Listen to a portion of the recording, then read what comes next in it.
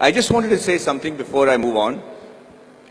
See, you guys are in your, at the threshold of the dreams that you want to achieve. Please sit down, it's going to be slightly longer. And you guys are going to actually determine how the environment around you is going to progress along with you. You must know that at no point in your life is something impossible. At no point. You could be in a place, you could be born and brought up in a place like Bihar, like I have done, and be a big enough star to come and talk to people in Coimbatore as a star. Or you could be in the industry like the Tamil and Telugu industry and be known as the most exciting director. Rajamouli suddenly decides that he can make a film which is, if not better, but at par with Hollywood. And he does that staying in India, and he hits the ball right out of the park. He becomes historic in just that one moment. There is a huge lesson to be learned on things like that. Everybody keeps saying success is when the right opportunity meets the right preparation, right? So you can't have the right preparation by being the engineer that you want to be, and you keep looking out for that right opportunity. But what makes the right opportunity and the right preparation come together? When does that synergy happen for you to be prepared for it? Because like they say, if you're prepared but you don't get the opportunity, it's useless. If you have the opportunity, you're not prepared, it's not useless. But they have to meet at a point, right? And that meeting happens because you will it to happen, because you want it so badly to happen. I could be walking down any street, I could be anybody, but why did that one director come and meet me and wanted me to act in that television serial? If you look at every next step in my career, I have never prepared for it. I have never imagined that this could happen. I never imagined that Mani Ratnam will call me. How would Mani Ratnam know about a guy who's doing a television series in Bombay without even seeing one episode of mine? So let's come back to that one point that happens, the synergy that happens between the right opportunity and the right preparation. And that happens when you have what is called situational awareness. So let me tell you a little bit about situational awareness. Situational awareness is when, as in the army, they say you're completely aware of what is happening around you at all times. So, as I was saying, the situational awareness happens when you're completely aware of everything that is going around you at all times. And you should be able to do that. When we are in the army, and if you're walking down the ground, parade ground, anybody who's involved with the defense will know what I'm saying is the truth. And if there's an officer walking away from the other side of the ground, you have to stop and salute him and say, Ram Ram Sarji, or whatever is a call of the unit. If you don't, they'll give you a brick in your hand and you have to shave with that brick. So, thank you, that's awesome. So, the situational awareness is because you should know when the enemy is around you or when there is danger around you. You know how that is taught to you from when you're a child? That's taught to you in the form of good manners, in the form of being courteous. So when you say a good morning, or you're saying a good afternoon, or you're looking around and helping a teacher who's carrying a book and being aware that she needs help, or you're watching around and stepping over a drain and not tripping on yourself, you should know that you're fairly evolved in the art of situational awareness. That's why people insist on teaching children good manners.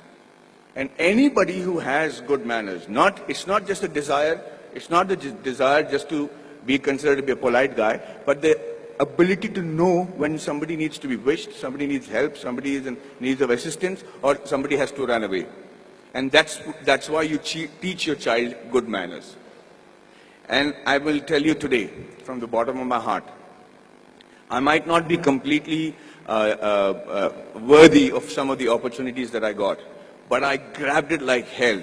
And I got those opportunities simply because I was a very well-mannered person. I was able to,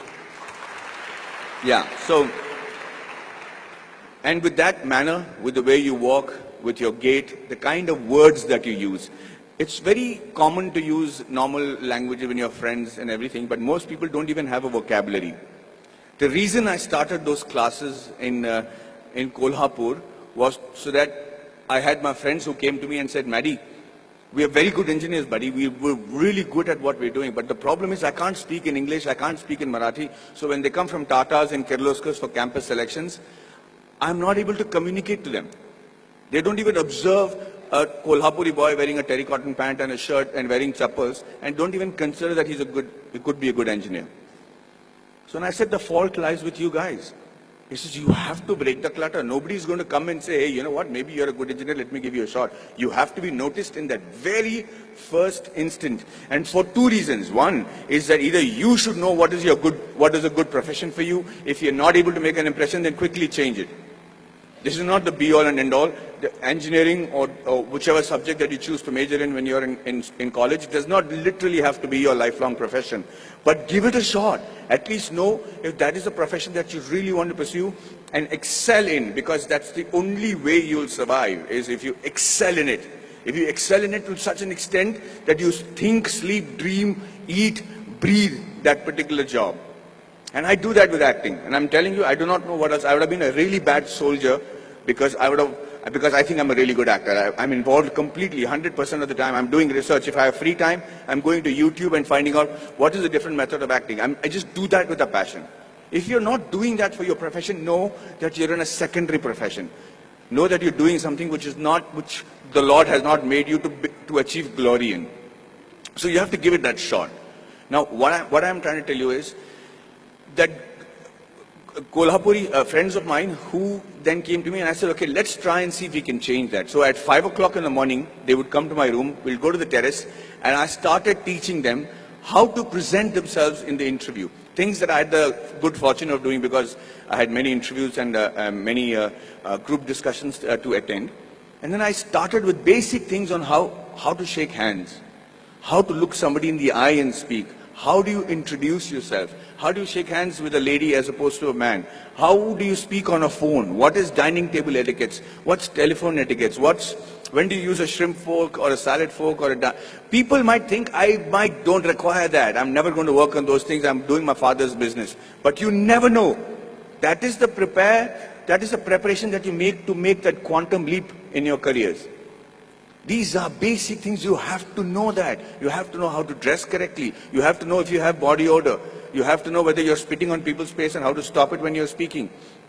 If you don't do these things, ladies and gentlemen, you will be in an average life, doing an average job and living an average life. Having said that, I'm not saying that is wrong. That could be your calling. My father is very happy living that sort of a life because they don't live in extremes. But if you have a passion and if you have a desire to be exceptional, if you have a desire to be seen apart from the crowd, then this is the bare minimum thing you should do. So when these guys went for the interview the next time in Kolhapur, I made it a point to call the Tatas and say, hey, you know what is wrong? Because I am from Jamshedpur, from the Tata Steel town. I knew the officers, I knew the senior gentlemen. I said, sir, you know, these friends of mine are extraordinary engineers. The mere reason why you're not taking them is because they don't know how to present themselves in English.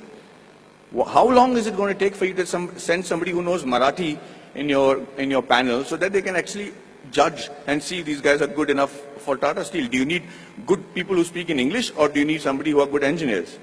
And he agreed. He actually sent people from Maharashtra, and for the first time in the history of Kolhapur, we had 5 guys getting into Tata Steel and Kirloskars.